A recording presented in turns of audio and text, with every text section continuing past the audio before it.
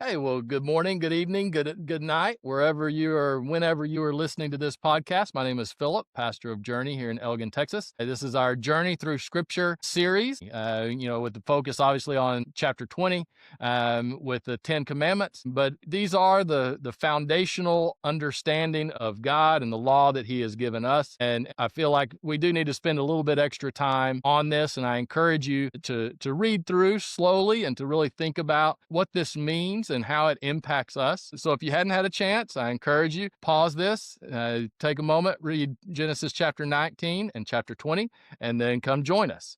All right. So last week we finished in Genesis chapter 18 with Jethro, the priest from Midian, who came and helped kind of organize the people, and they created this system where they could judge the problems that people are having together. And now we find the people getting to Mount Sinai.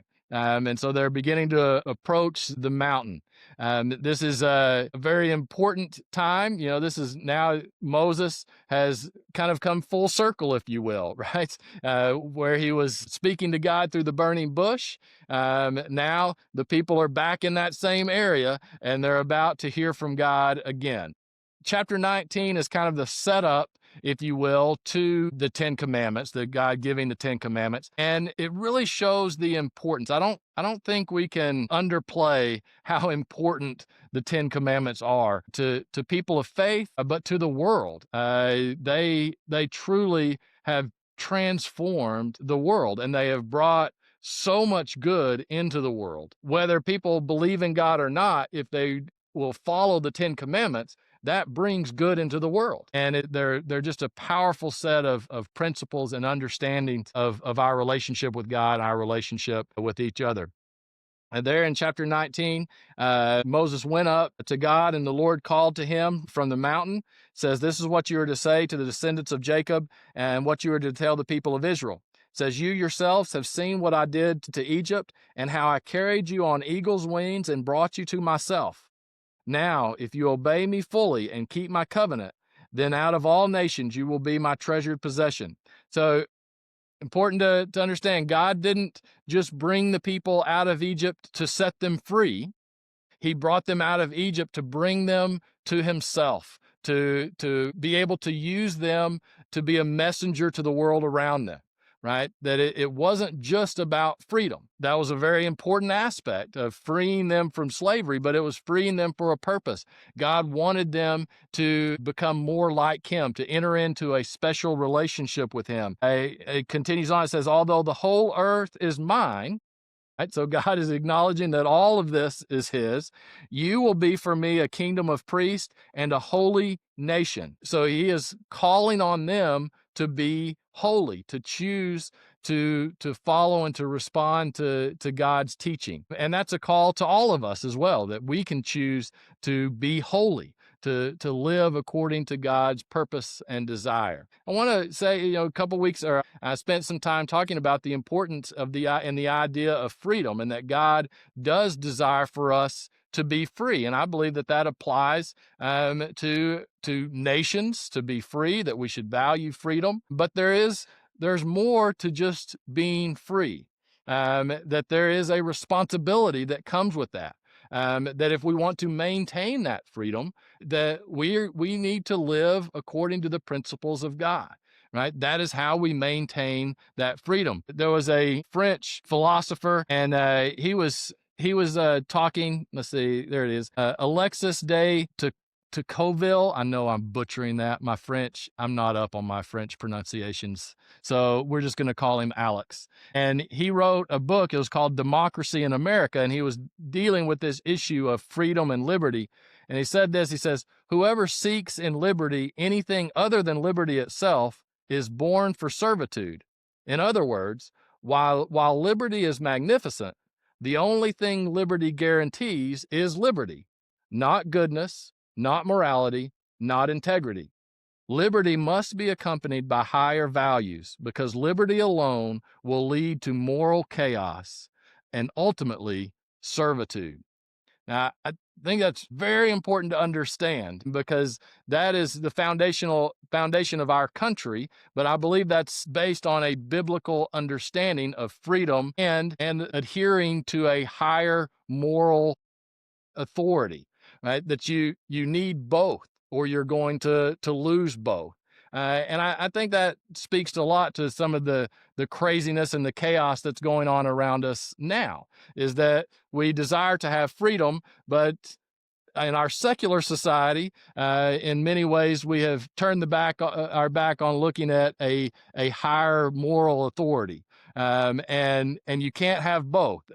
And it's interesting, if you only want freedom without a higher moral authority, it actually leads to servitude. That's something we see. That's a natural state of human nature. And so while we should be standing up for freedom, we also have to, at the same time, stand up for basic biblical values and aspiring to a higher set of morals that we see here in the Ten Commandments. And we see that throughout history, right? The more secular and further away from God a country becomes, the less free they always become. And it's something that we experience to a certain extent here. And it's something that as Christians, we need to affirm both the importance of freedom, but that with that freedom comes a desire to seek and to follow a higher moral authority that is found in God and God alone.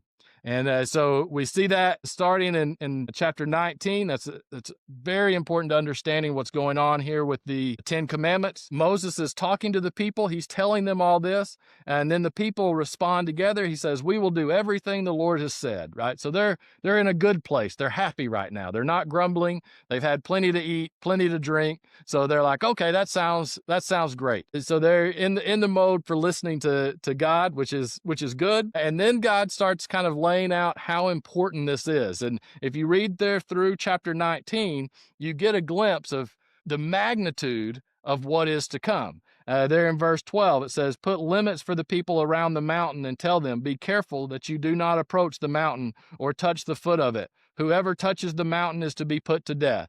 Now, that phrase, to be put to death, that's used quite a bit here in the in Exodus to basically explain how important something is. We'll get to some of the laws and things like that will connect, be put to death. And there's actually no indication that anyone was ever put to death for breaking that law.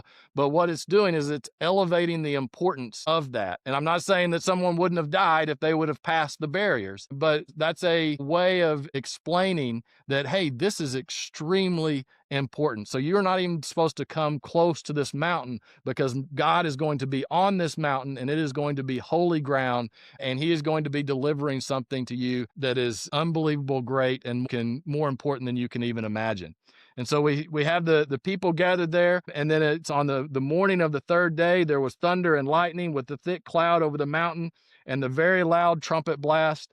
Everyone in the camp trembled. I mean, just the build up to this is incredible. And it reminds us of how life-changing this is going to be. And we've grown up, if you're listening to this in the United States, we've grown up with a basic understanding of the Ten Commandments, right? That's kind of the framework of our legal system. And so it's kind of second nature to us.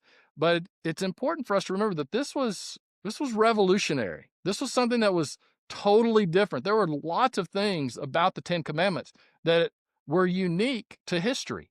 It's the only covenant relationship between a deity, between God and his people, that there is a covenant relationship that is bound in this. Usually that's not the case. This is a relationship that is being developed between God and his people. We also see that this is one of the first things where the focus is not just on the people's relationship with the ruler, right? That's typically what these sets of commands would be. It basically just dealt with, okay, here, you're the peasants. Here's how you need to deal with the ruler. No, the Ten Commandments go beyond that. It talks about the relationship we have with God, with the ruler, but it also lays the foundation for interpersonal relationship. Like it matters how we treat others. That was something that was very new, right? That was elevated to this place of importance, that the way that you treat others is just as important as the way that you interact with God. And in fact, it flows from how you interact with God, leads to how you interact with other people, that those are all wrapped into one. That's very important. It expanded more than just religion, but to how we actually live our life. And again, this is about bringing goodness into the world. And this is the Ten Commandments, and the idea of the Ten Commandments are actually an affront to evil, right? That there are those who would prefer just not to have the Ten Commandments as a basis. This was interesting. I was just reading about this, and again, to me, this just explains the importance and that the Ten Commandments of how they fly in the face of evil and how they are a threat to evil. Have one of the things that we see that Hitler wrote about was his basic hatred of the idea of the Ten Commandments.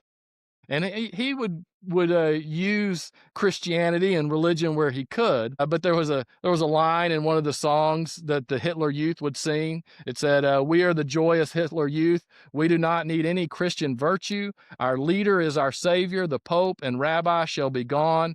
We want to be pagans once again." Right? This idea of getting rid of this religious idea that is foundation is rooted in the Ten Commandments. Hitler a couple times made some comments about that. He says the Ten Commandments have lost their validity. The struggle for world domination is fought entirely between the Germans and the Jews. He saw that the Jews brought in this idea of the Ten Commandments, and that kept him, if you will, from dominating the world. Now, that's an extreme example. I do understand that. But it shows how the Ten Commandments fly directly in the face of evil, and they are designed to bring good into the world. And even if you don't believe in God, if you follow the basic premise and principles of the Ten Commandments, the world is going to be a better place, right? Because it brings good into the world. And so we see at the end of chapter 19,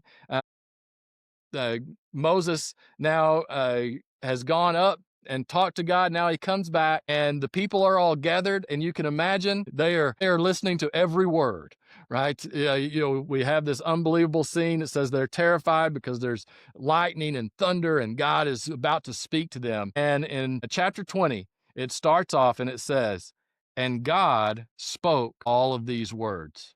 Okay, that is vital for us to understand and believe. If you believe that the Ten Commandments were just a human creation, then eventually you are going to break the Ten Commandments and not care about it. The Ten Commandments are given to us by God. That is vital for us to understand and to believe that these were directly from God's mouth to the people. They're directly from God's mouth to us today. Because if that were not the case, you can easily rationalize away breaking any of the Ten Commandments. If they are created by humans, then they can be broken by humans, but they are not. They are created by God. And it begins that you shall have no other gods before me. The first one, and that is after God says, "I am the Lord your God who brought you out of Egypt, out of the land of slavery. You shall have no other gods before me." So just a reiteration, reminding the people that, hey, you were in Egypt. That was a land with many gods, but there is no other God before me. Who are you going to choose to put your allegiance to? Who are you going to choose to live for? Today, that's important for us to make that decision. As we think about the Ten Commandments, who is our God? Or what is our God? What motivates you and is the driving force behind the way you live your life? If it is not God, the Creator, then you are actually putting another God before him. If you're living for comfort, if you're living for fame, if you're living just to provide for your family, whatever, there can be good things that can be motivating you on how you live. But if any of those surpasses your belief and foundational understanding of God and Him calling you and being the motivating factor behind how you're living your life, you're breaking the first commandment, right? That we should have no other gods before him. Sometimes we dismiss this one and say, "Oh, well, I don't go to another religion's worship services, or I don't worship another idol or things like that." Now, this is much bigger than that. It's what is it that is the motivational factor behind how you're living your life? If it is anything other than God, then we are elevating something above him, and we are to have no other gods before him. I'm going to go ahead and stop here because I want to really get into the 10 Commandments. The first part of the 10 Commandments deal with our relationship to God, and then it transitions into our relationship with each other. But it all starts with us believing: is He truly the Creator? Is He a God who is above all other gods? Right? And I hope that you will make that decision today, and that you will live your life in response to the God who has given us the 10 Commandments. We'll see you